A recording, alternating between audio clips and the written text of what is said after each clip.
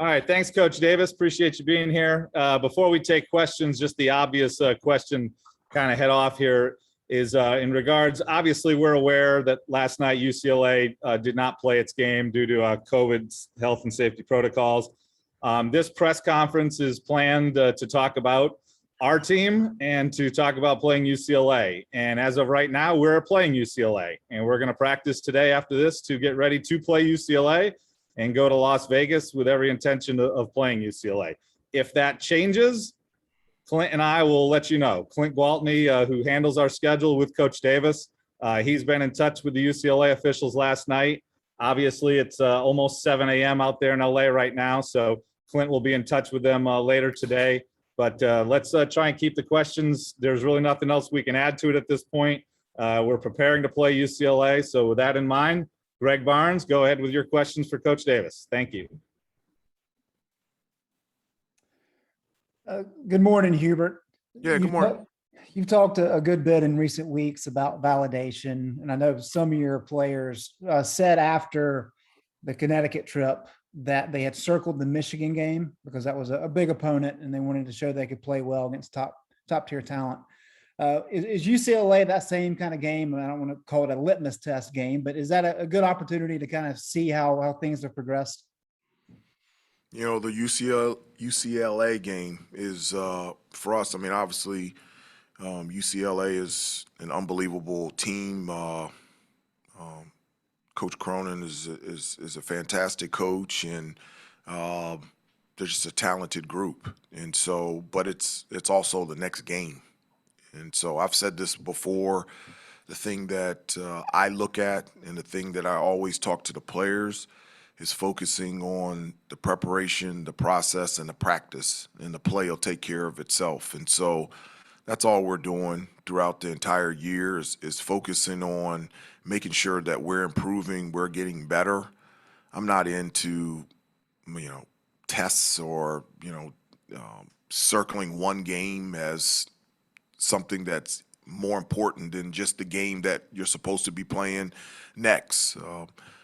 We're worried about, not worried, we're concerned about us becoming the best basketball team that we can become. And as of right now, UCLA is the next team that we're playing. Thank you. Michael Coe. Hey, Coach. So when it comes to guarding Juzang for UCLA, is there almost sort of a level of excitement among guys like Leaky and Ant, similar to the lead up to DeVoe and Georgia Tech, of testing yourself against one of the best scorers in the nation?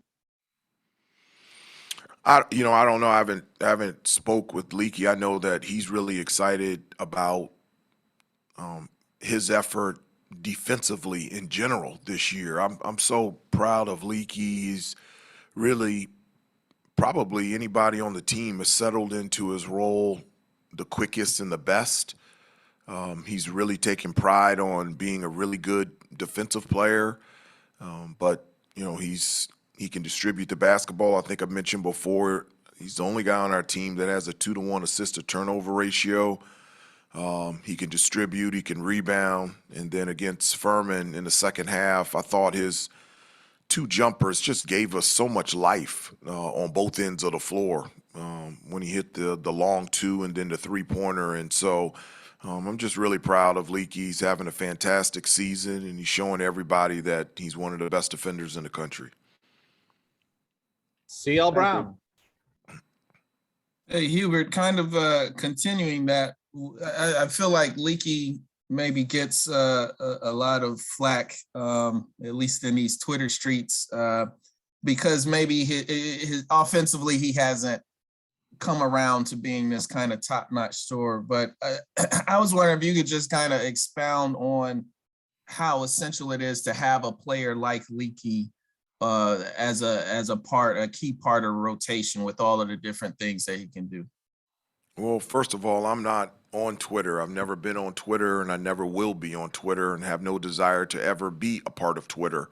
I can't imagine anything said on Twitter being anything negative towards Leaky.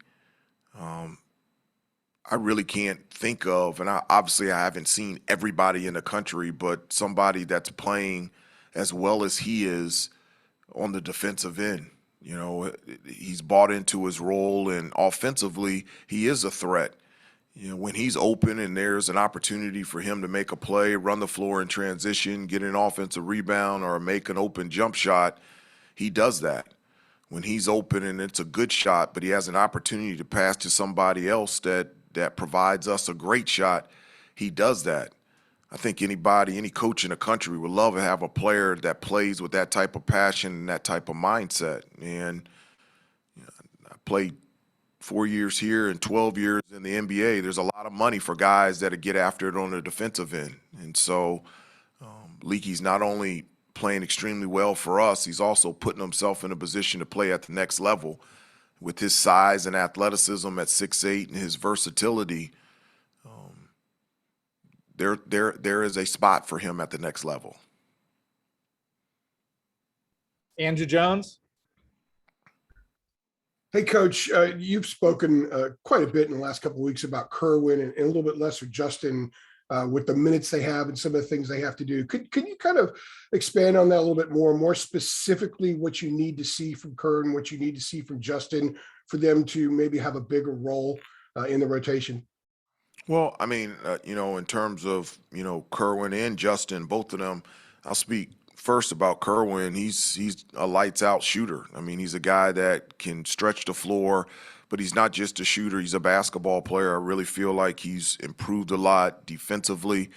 He can handle the ball, and we've put him in situations where he comes off ball screens. And I've always believed that, I want our guys to be basketball players. I don't want them to be shooters, one-dimensional players. They're basketball players, so that in any situation on either side of the floor that you can compete and you can make plays and you're a benefit to the team. And I really believe that Kerwin and Justin, by the end of the year, there are going to be times where their roles out there on the floor are going to be fantastic for us. Like, in order for us to be the best team possible, we need Kerwin, we need Justin to be big-time players, and they're going to be, and they are. And they're going to have their bright moments out there on the floor, and I'm so thankful that I'm their coach and that they're on this team. They're a huge Steve, part. Steve, if I can ask a quick. Go ahead. I'm sorry. Well, I'm sorry. I could, thought you were Andrew, done. let Hubert finish first, then you can ask a follow-up. Coach, are you done? I got with you. that? No, I got you. No, both of them are a huge piece of what we're trying to accomplish as a team. That's it. Yeah, my apology. I thought he was done. Quick follow-up. Have you had to have specific conversations with them, especially Kerwin, about his role and getting him to understand, because it is quite different than a year ago? Everybody's, their role is I don't have to have a meeting and to specifically tell a player what their role is. Their role is to be the best player possible, show up every day and do their job. And not only show up every day and do their job, but do their job to the best of their ability. And that's what Kerwin and Justin have been doing from day one. I can't tell you how happy I am with both of them. And they're going to have unbelievable seasons, and I've been very happy with them thus far. And I'm looking forward to their contributions for the rest of the season. I love coaching them. Thank you. Brendan? Hey, Hubert, good morning. Something that both Armando and Dawson spoke about after the Furman game the other night was that guys, sort of expounding on what you've said so far, have bought into their roles, but also that they've come together maybe a little bit more than they had earlier in the season. And I know you guys had that week-long break over Thanksgiving. I don't know that we ever really drilled into some of the things you did to maybe help the team come together, but I was just wondering if you could expand on how that time and sort of the winning streak that it has inspired helped guys, I guess, find a sense of camaraderie or team or finding their roles, however you want to call it. Well, I don't think it's anything, specific that we did. We didn't have like a closed door meeting, or, we didn't have a retreat where we sat in a room, just us as a team for a weekend. It takes time, like we have two freshmen in Dontrez and DeMarco. We have 3 transfers in Justin and Dawson and Brady, and they have a new coach, and we've only played 10 games. And so it takes time, and it takes time to build relationships. It takes time to figure each other out there on the floor. And I feel like every day we're becoming more comfortable with each other out there on the floor, and we spend a lot of time together off the court. As I said before, one of the things that I do is I require the guys to stop by the office at least 3 times a week.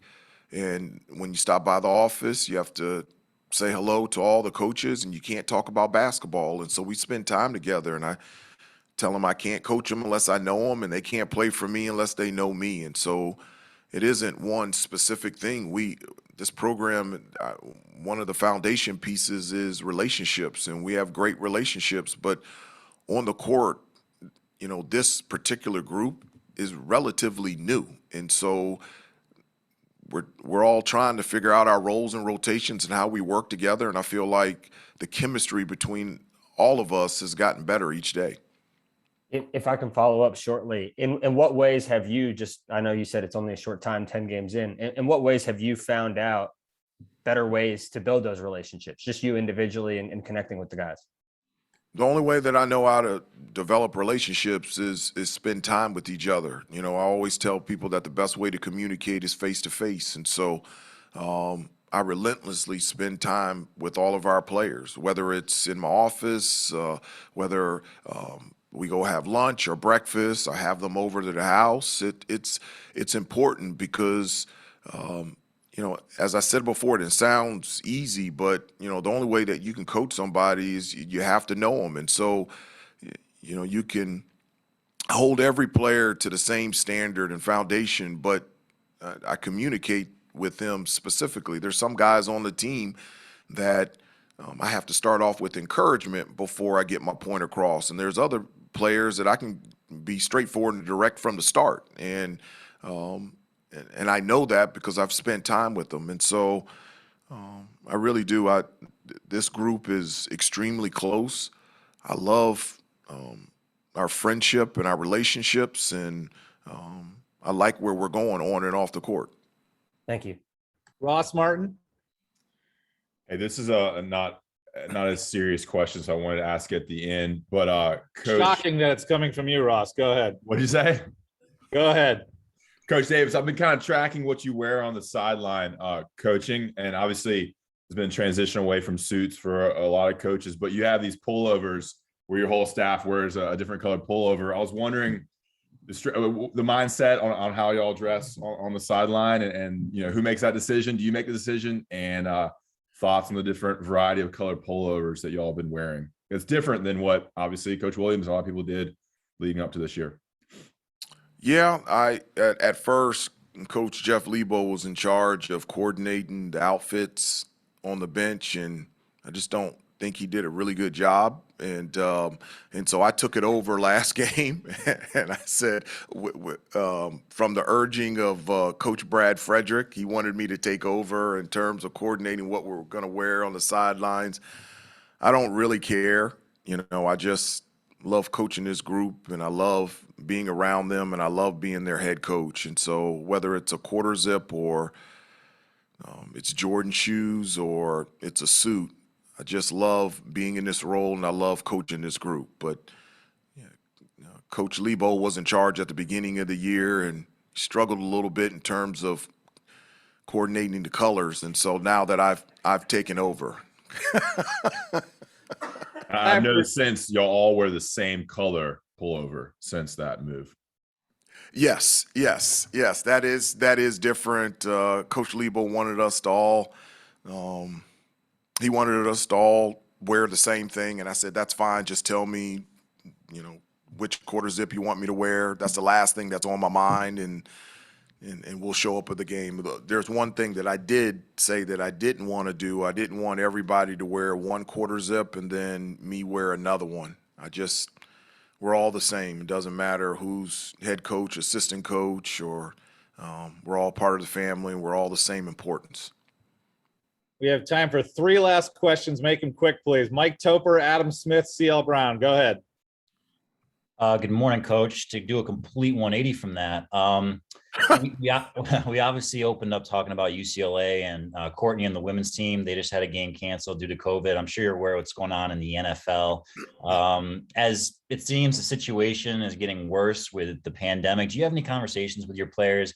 I don't know about being safe, but about just kind of what is occurring in sports and just how you go about your daily activities? We do. We every day we talk about the importance of putting yourself in a position where you can stay healthy, and really not anything specific towards so you can be healthy to play, just healthy in general, and just being careful and making smart choices. Those are things that we talk about to the players every day.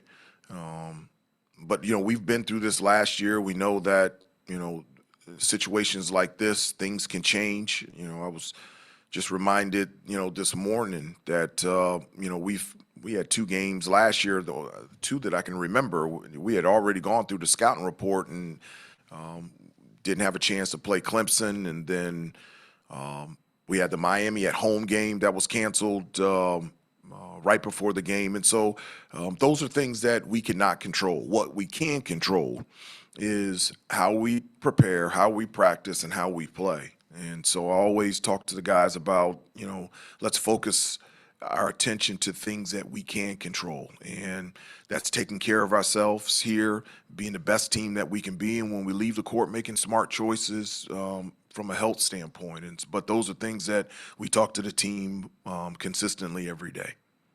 Adam, then CL. Hubert, that's exactly kind of what I was going to ask, was that does UCLA's situation, bring up bad memories of last year, or just like, all of the different sort of, things that you had to go through just to play games last year and to practice and to get through the thing that it was, it in any way like this is not a great deja vu? No, not at all. One of the things that I remind the guys all the time is, my time here at Carolina, we never had a scouting report. Not one time at Carolina did we ever have a scouting report. We didn't go through the opposing team's plays. We didn't watch film and clips of the players. We didn't practice their plays during practice prior to playing them. Coach Smith used to write the roster up on the board, whomever we were playing, and he would put a star next to a guy that could shoot, and he would put 2 stars next to a guy that could really shoot. That was it. And so all the things that we did in practice, if we just did the things that we practiced in practice, it would prepare us for the game. And so I think scouting reports are overrated. It's good information. It gives them a little head start in terms of their anticipation on both ends of the floor, to prepare them and to help them be the best that they can be. But I also believe that it's not needed.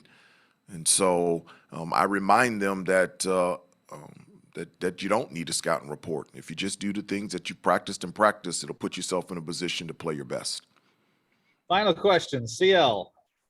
Hey, Hubert, you talked about after the Furman game, immediate change, being the kind of team that can, immediately change what you've done from play to play. I was just curious. It seems like you guys have made changes in halves. Like either you start off fast in a half, or the opponent does, and then you have to shut them down. I was wondering if that is at all a concern of yours, that it just hasn't been like necessarily a complete game, you guys, going 50% both halves or whatever, or are you proud of the fact that you guys can, in a situation, especially on the road where you might find yourself struggling in one way, you can hit the switch and turn things around?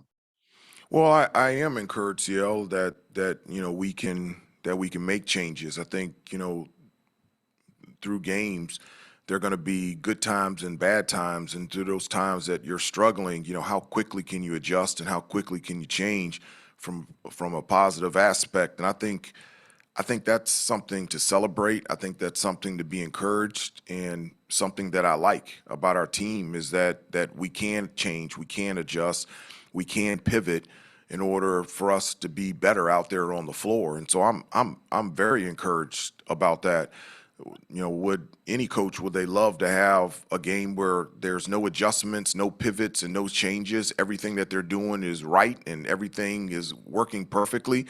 I would love to have that, CL, and my hope is that every game for the rest of the year that happens. The reality is it isn't, and so you know, one of the things is we don't, you know, focus on perfection, but we practice in a way to. Well, one of the things that people say is it's not perfect practice. It's consistently doing the right things in practice to try to be the best that you can be, and so that's what we do. And I really like how we've adjusted and pivoted and changed in games, and it's been a huge benefit for us. And to be honest with you, I'm very encouraged by that. But I'm also hopeful that there's a game where we don't have to and we play great the entire game. Thank you. Coach Davis, thank you very much. Everybody with the media, thank you for jumping on. And again, if anything